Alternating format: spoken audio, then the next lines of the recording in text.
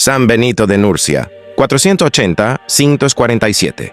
Abad, patrón de Europa y patriarca del monasticismo occidental. Lema: ora y labora, representado emblemáticamente por el arado y la cruz. Fiesta: 11 de julio. Etimología: Benito, bendecido. No antepongan nada absolutamente a Cristo, de su regla de vida. San Benito nació de familia rica en Nursia, región de Umbría, Italia, en el año 480. Su hermana gemela, Escolástica, también alcanzó la santidad. Después de haber recibido en Roma una adecuada formación, estudiando la retórica y la filosofía, se retiró de la ciudad a Enfide, la actual Afile, para dedicarse al estudio y practicar una vida de rigurosa disciplina ascética. No satisfecho de esa relativa soledad, a los 20 años se fue al monte Subiaco bajo la guía de un ermitaño y viviendo en una cueva. 3 años después se fue con los monjes de Vicovaro.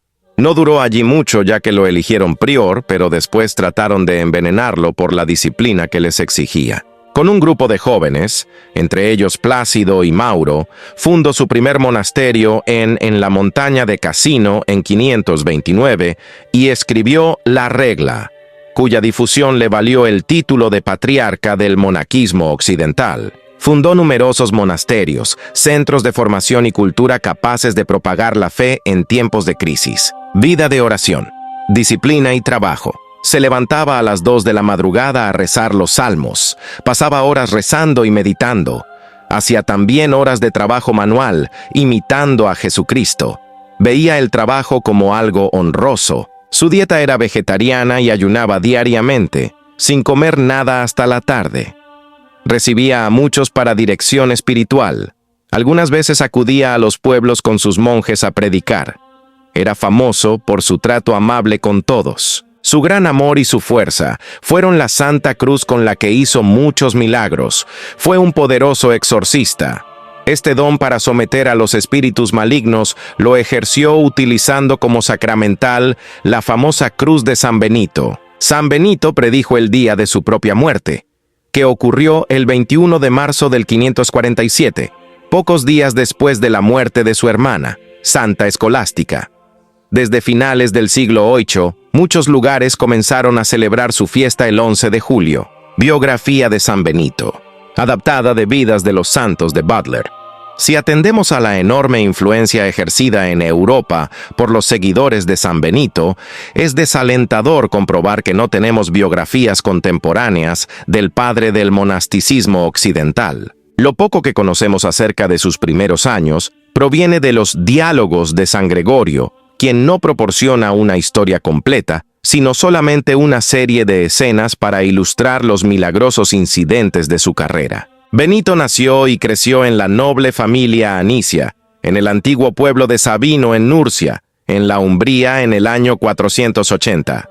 Esta región de Italia es quizás la que más santos ha dado a la Iglesia. 4 años antes de su nacimiento, el bárbaro rey de los Hérculos mató al último emperador romano poniendo fin a siglos de dominio de Roma sobre todo el mundo civilizado. Ante aquella crisis, Dios tenía planes para que la fe cristiana y la cultura no se apagasen ante aquella crisis. San Benito sería el que comienza el monasticismo en Occidente. Los monasterios se convertirán en centros de fe y cultura. De su hermana gemela, Escolástica, leemos que desde su infancia se había consagrado a Dios, pero no volvemos a saber nada de ella hasta el final de la vida de su hermano. Él fue enviado a Roma para su educación liberal, acompañado de una nodriza, que había de ser, probablemente, su ama de casa. Tenía entonces entre 13 y 15 años, o quizá un poco más. Invadido por los paganos de las tribus arias, el mundo civilizado parecía declinar rápidamente hacia la barbarie.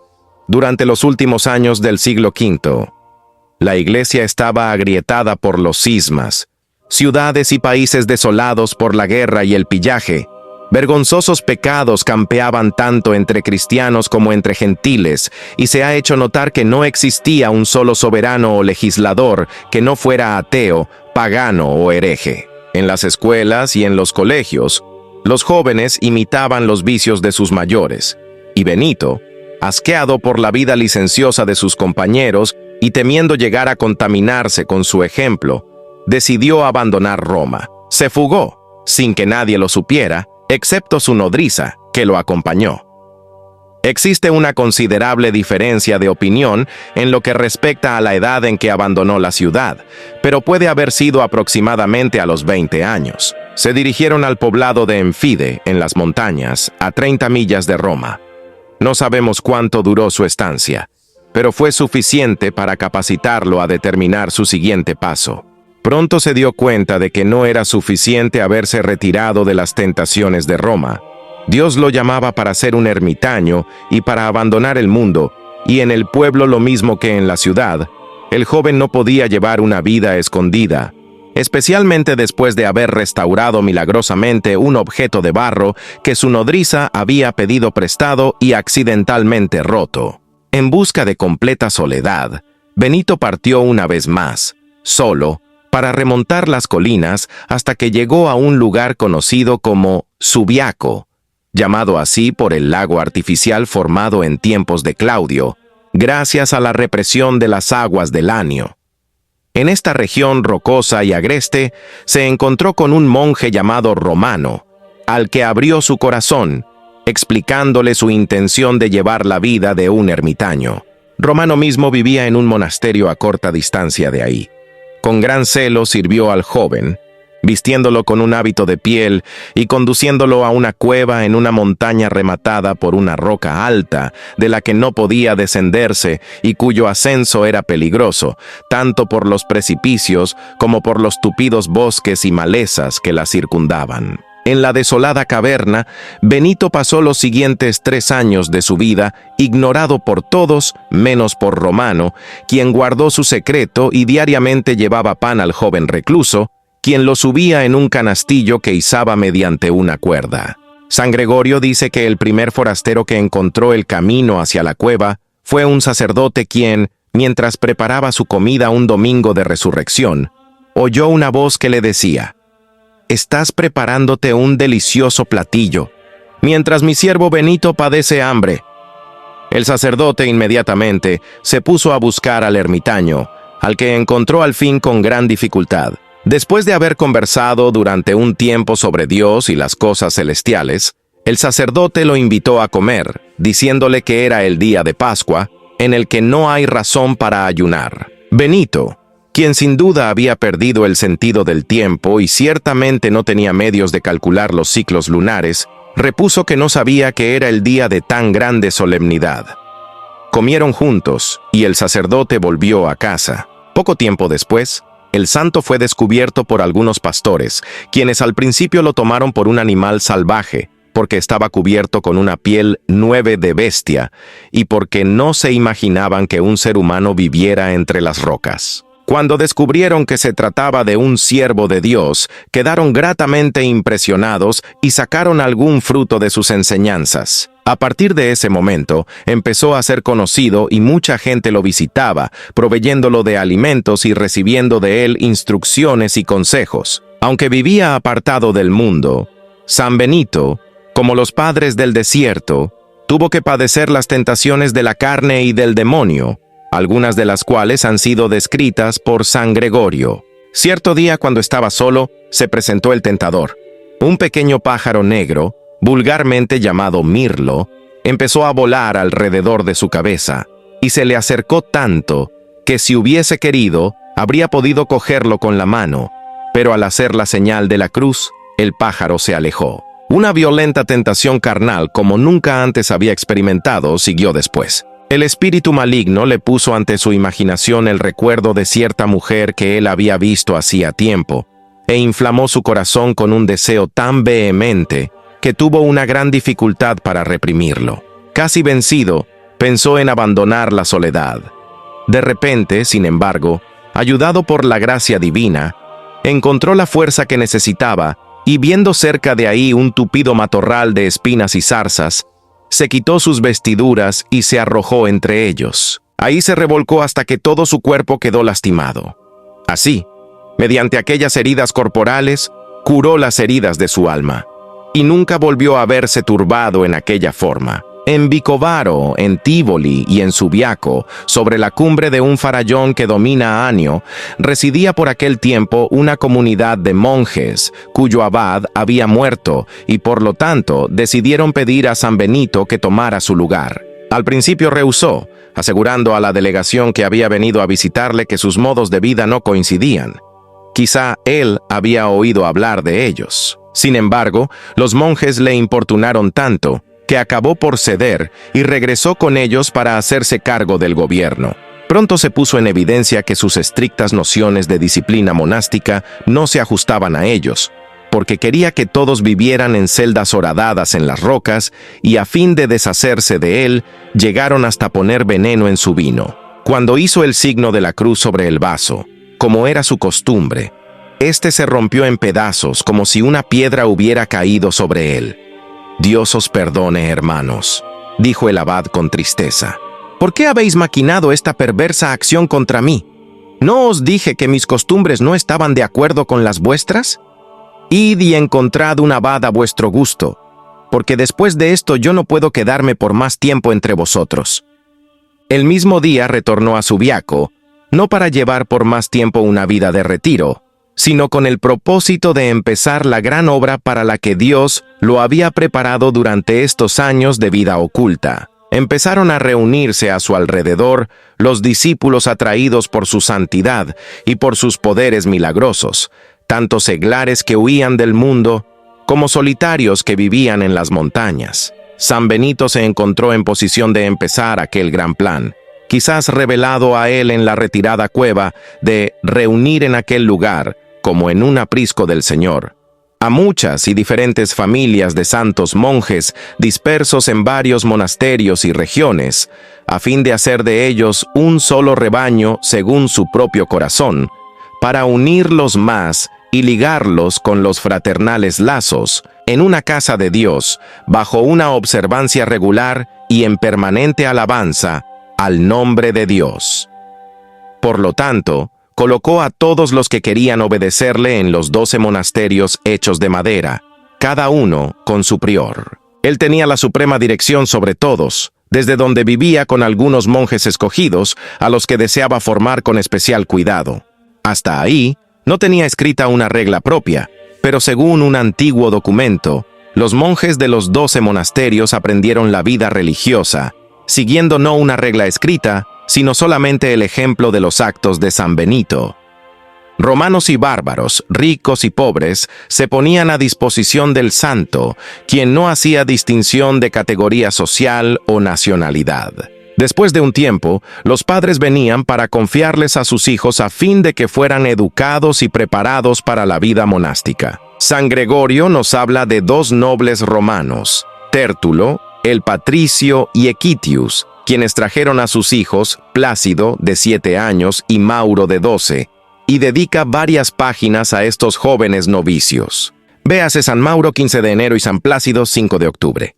En contraste con estos aristocráticos jóvenes romanos, San Gregorio habla de un rudo e inculto godo que acudió a San Benito, fue recibido con alegría y vistió el hábito monástico. Enviado con una hoz para que quitara las tupidas malezas del terreno desde donde se dominaba el lago, trabajó tan vigorosamente que la cuchilla de la hoz se salió del mango y desapareció en el lago. El pobre hombre estaba abrumado de tristeza.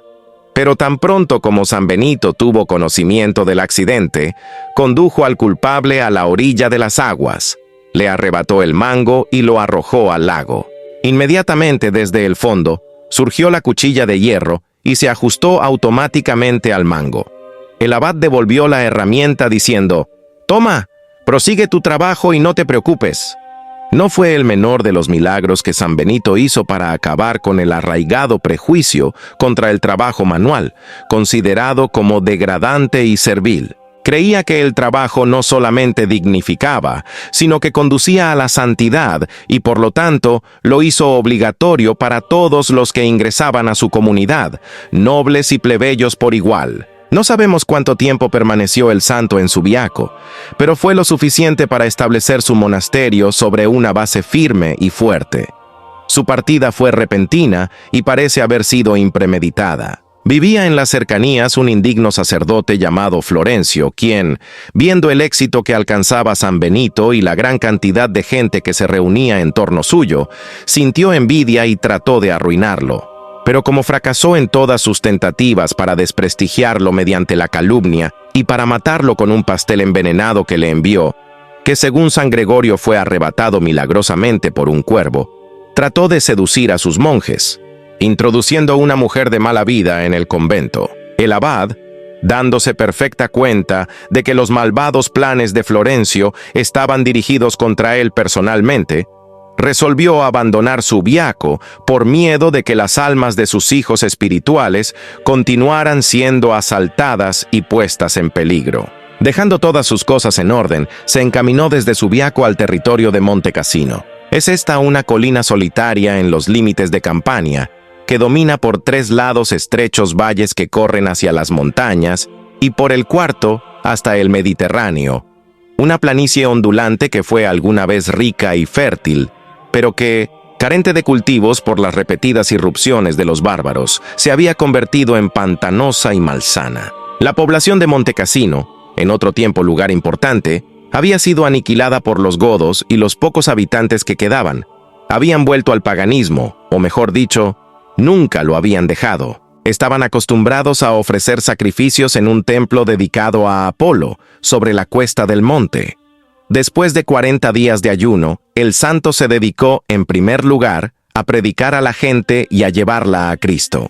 Sus curaciones y milagros obtuvieron muchos conversos, con cuya ayuda procedió a destruir el templo, su ídolo y su bosque sagrado. Sobre las ruinas del templo construyó 2 capillas, y alrededor de estos santuarios se levantó poco a poco el gran edificio que estaba destinado a convertirse en la más famosa abadía que el mundo haya conocido. Los cimientos de este edificio parecen haber sido echados por San Benito alrededor del año 530. De ahí partió la influencia que iba a jugar un papel tan importante en la cristianización y civilización de la Europa post-romana. No fue solamente un museo eclesiástico lo que se destruyó durante la Segunda Guerra Mundial, cuando se bombardeó Monte Cassino. Es probable que Benito, de edad madura, en aquel entonces, pasara nuevamente algún tiempo como ermitaño. Pero sus discípulos pronto acudieron también a Monte Cassino. Aleccionado sin duda por su experiencia en Subiaco, no los mandó a casas separadas, sino que los colocó juntos en un edificio gobernado por un prior y decanos, bajo su supervisión general. Casi inmediatamente después, se hizo necesario añadir cuartos para huéspedes, porque Monte Cassino, a diferencia de Subiaco, era fácilmente accesible desde Roma y Capua. No solamente los laicos, sino también los dignatarios de la iglesia iban para cambiar impresiones con el fundador, cuya reputación de santidad, sabiduría y milagros habíase extendido por todas partes.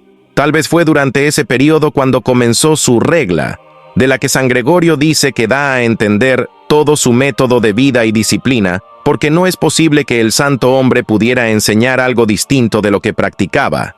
Aunque primordialmente la regla está dirigida a los monjes de Monte Cassino, como señala el abad Chapman, parece que hay alguna razón para creer que fue escrita para todos los monjes del occidente, según deseos del Papa San Hormisdas. Está dirigida a todos aquellos que, renunciando a su propia voluntad, tomen sobre sí la fuerte y brillante armadura de la obediencia para luchar bajo las banderas de Cristo, nuestro verdadero Rey, y prescribe una vida de oración litúrgica, estudio, lectura sacra y trabajo llevado socialmente, en una comunidad y bajo un Padre común. Entonces, y durante mucho tiempo después, solo en raras ocasiones un monje recibía las órdenes sagradas y no existe evidencia de que el mismo San Benito haya sido alguna vez sacerdote. Pensó en proporcionar una escuela para el servicio del Señor, proyectada para principiantes, por lo que el ascetismo de la regla es notablemente moderado.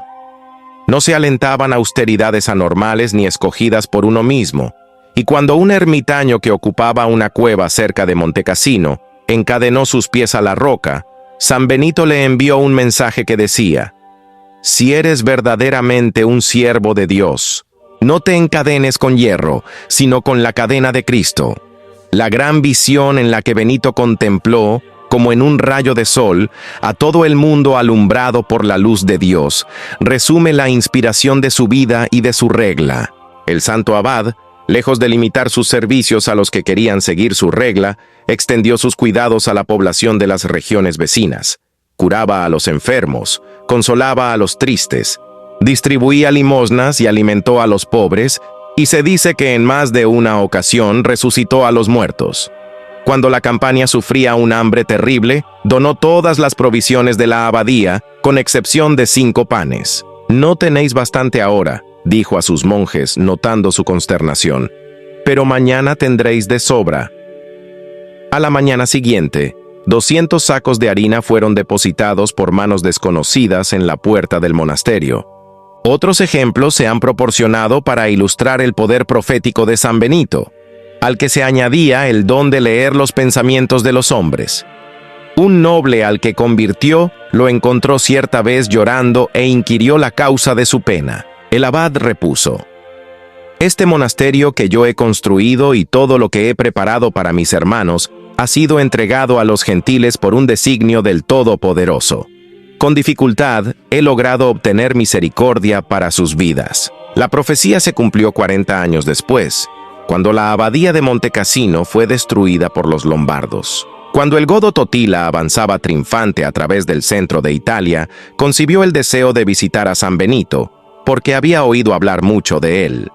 Por lo tanto, envió aviso de su llegada al abad, quien accedió a verlo, para descubrir si en realidad el santo poseía los poderes que se le atribuían. Totila ordenó que se le dieran a Rigo, capitán de su guardia, sus propias ropas de púrpura y lo envió a Montecassino con 3 condes que acostumbraban asistirlo. La suplantación no engañó a San Benito, quien saludó a Rigo con estas palabras: «Hijo mío, quítate las ropas que vistes, no son tuyas». Su visitante se apresuró a partir para informar a su amo que había sido descubierto. Entonces Totila fue en persona hacia el hombre de Dios y se dice que se atemorizó tanto que cayó postrado.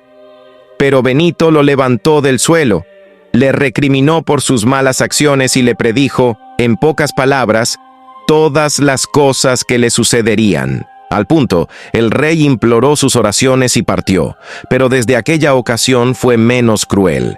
Esta entrevista tuvo lugar en 542 y San Benito difícilmente pudo vivir lo suficiente para ver el cumplimiento total de su propia profecía. Anuncia su muerte. El santo que había vaticinado tantas cosas a otros fue advertido con anterioridad acerca de su próxima muerte. Lo notificó a sus discípulos y 6 días antes del fin, les pidió que cavaran su tumba. Tan pronto como estuvo hecha, fue atacado por la fiebre. El 21 de marzo del año 543, durante las ceremonias del Jueves Santo, recibió la Eucaristía. Después, junto a sus monjes, murmuró unas pocas palabras de oración y murió de pie en la capilla, con las manos levantadas al cielo. Sus últimas palabras fueron: «Hay que tener un deseo inmenso de ir al cielo». Fue enterrado junto a Santa Escolástica, su hermana, en el sitio donde antes se levantaba el altar de Apolo, que él había destruido. 2 de sus monjes estaban lejos de allí rezando, y de pronto vieron una luz esplendorosa que subía hacia los cielos y exclamaron: «Seguramente es nuestro padre Benito, que ha volado a la eternidad». Era el momento preciso en el que moría el santo. Que Dios nos envíe muchos maestros como San Benito y que nosotros también amemos con todo el corazón a Jesús. En 1964, Pablo VI declara a San Benito patrono principal de Europa. Que de tal manera brille ante los demás la luz de vuestro buen ejemplo, que ellos, al ver vuestras buenas obras, glorifiquen al Padre Celestial. Ese Mateo 5.